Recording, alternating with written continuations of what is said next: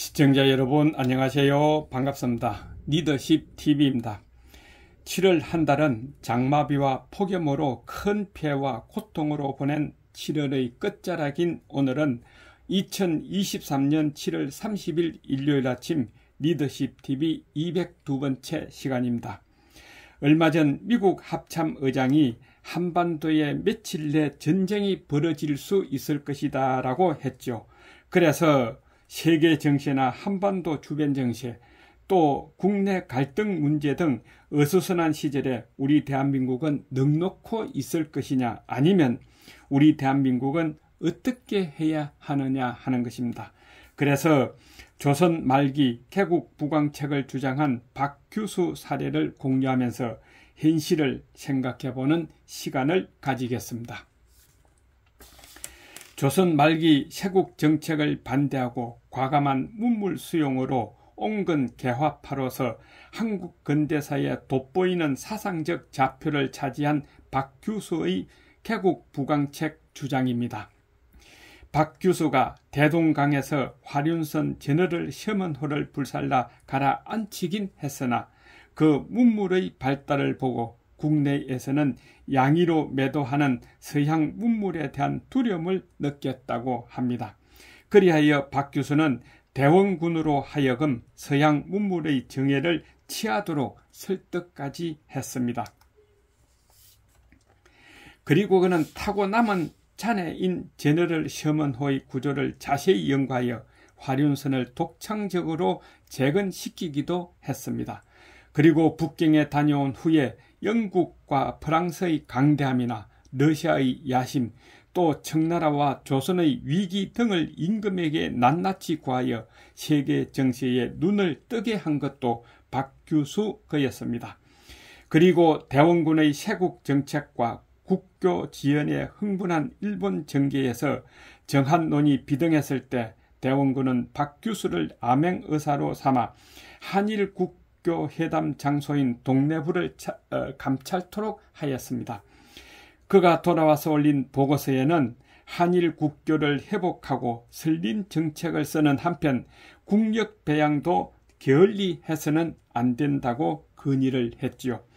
그리고 고종 11년인 1874년 6월 25일에 올린 상소에서도 박규수는 서양 각국과의 통상을 주장하고 그 왕래하는 화물의 관세를 받아 국고를 풍부히 함으로써 국력의 바탕으로 삼은 애국의 부강 신뢰를 들면서 촉구했던 것입니다. 그 후 운양호 사건을 구실로 일본 함대가 강화에 포진하고 개국을 강요했을 때 조정은 적이 당황하지 않을 수 없었습니다. 그러다 보니 긴급 의전회의를 열었는데 의전회의에서 박규수는 이렇게 아뢰었습니다. 일본은 수교라는 미명을 내걸고 병함을 이끌고 왔사옵니다. 그 본심은 뻔한 것이옵니다. 하지만 수교라고 내세운 이상 우리들은 그들을 먼저 공격해서는 안 될 것이며 그들이 만약 먼저 공격해 온다면 우리 쪽에서도 공격을 가해야 할 것이옵니다. 라고 아뢰며 또 자국의 국정을 돌이켜보건대 우리 삼천리 강토를 지킬 내수예향할 만한 부국 강백의 실력이 있느냐를 각성해 볼 일이라고 생각되옵니다.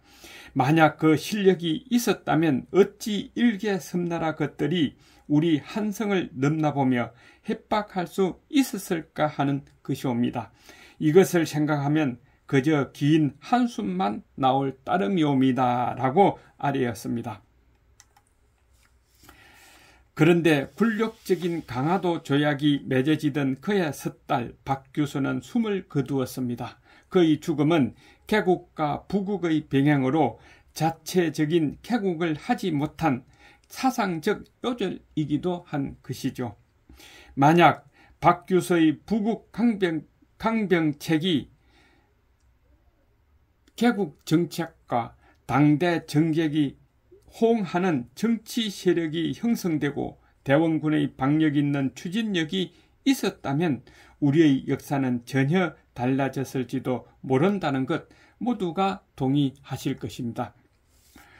이런 것을 봤을 때 박주선은 일본과 수교를 주장한 최초의 공직자라 할 수 있을 것이며, 또한 더 큰 실적은 세계 정세와 주변 정세가 어지러울 때 박교수의 사상은 실학과 개화를 잇는 근대사 교량으로서의 사상적 좌표를 세운 분으로 인정해야 한다 하는 것입니다. 따라서 지금 현실도 세계 정세의 급박한 흐름과 한반도 주변 정세의 불안정, 거기에다 국내의 갈등 문제 등으로 불안한 마음을 없애기 위해서는 부국 강병으로 내수예양할 만한 실력을 갖추어야 합니다. 그러기 위해서는 모두가 합심하고 애교력을 확대해야 한다고 생각하는데, 시청자 여러분들께서는 어떻게 생각하십니까? 끝까지 시청해 주셔서 감사합니다. 리더십TV의 하준호였습니다. 건강하세요. 다음 주에 뵙겠습니다.